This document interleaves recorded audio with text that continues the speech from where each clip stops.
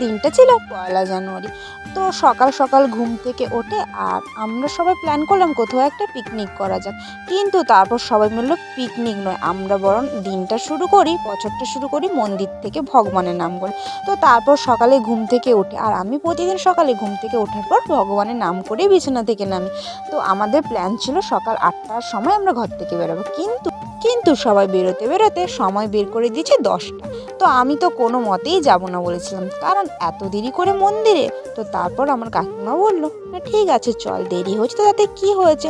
তো তারপর আমরা সবাই মিলে বেরিয়ে পড়লাম, যেহেতু আমাদের বাজারে, তো আমরা হেঁটে হেঁটে যাবো কেন, আমরা বললাম চলো সাইকেল নিয়ে যাই। তো তারপর সবাই মিলে সাইকেলে আমরা করে গেলাম। তো আমাদের বাজারে মন্দির যেহেতু, তো সেখানে এবছর মন্দির ভেঙে নতুন করে শুরু হয়েছে মন্দির।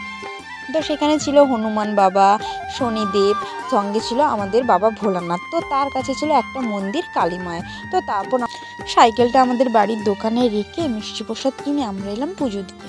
তো তখন আমরা মিষ্টি প্রসাদটা বামন ঠাকুরকে দিলাম, দিয়ে বললাম যে তুমি পুজো করে দাও। তখন বামন ঠাকুর আমাদের বললেন যে তোমরা কার কার নামে পুজো দিতে চাও। তখন আমরা সবাই আমাদের ফ্যামিলির নাম, মা বাবার নাম, বা কেউ তার নিজের নামও বলেছিল, কিন্তু বোনের নাম কেউ বলছিল না। তো যখন আমি বোনের নাম বলি তখন বোন খুব হাসছিল।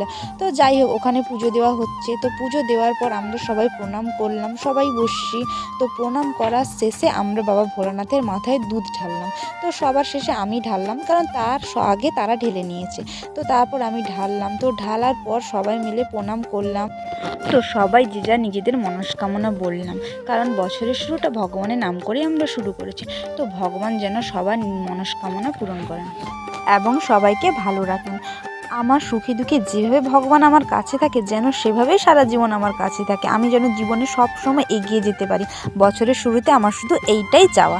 তো কারা কারা বছরের শুরুটা ভগবানের নাম করে মন্দিরে পুজো দিয়ে শুরু করেছো, কমেন্ট করে নিশ্চয়ই জানিও। তারপর আমি পঞ্চামৃতটা আমাদের ঘটিতে একটু ঢেলে নিলাম, কারণ পুজো শেষ। তো তারপর সেখানে পুজো দিয়ে বেরিয়ে বোন আমাকে বলল যে নন্দীর কানে নাকি কিছু বললে নাকি সেটা সত্যি হয়, তিনি নাকি বাবা ভোলানাথের কাছে গিয়ে কথাটা বলেন। তো তখন আমি নন্দীর কাছে গিয়ে আমার জীবনের সবথেকে বড় পাওয়া, যেটা আমি বছরের শুরুতে বললাম, জানি না কি হবে, সত্যি হবে কিনা। তো তারপর আমরা গেলাম আমাদের মায়া কালী মায়ের কাছে পুজো দিতে। তো কালী মায়ের কাছে পুজো দেওয়ার পর আমরা সেখানেই পঞ্চামৃত ও প্রসাদ খেয়ে নিই। তো তারপর আমরা সবাই বাড়ি চলে এলাম।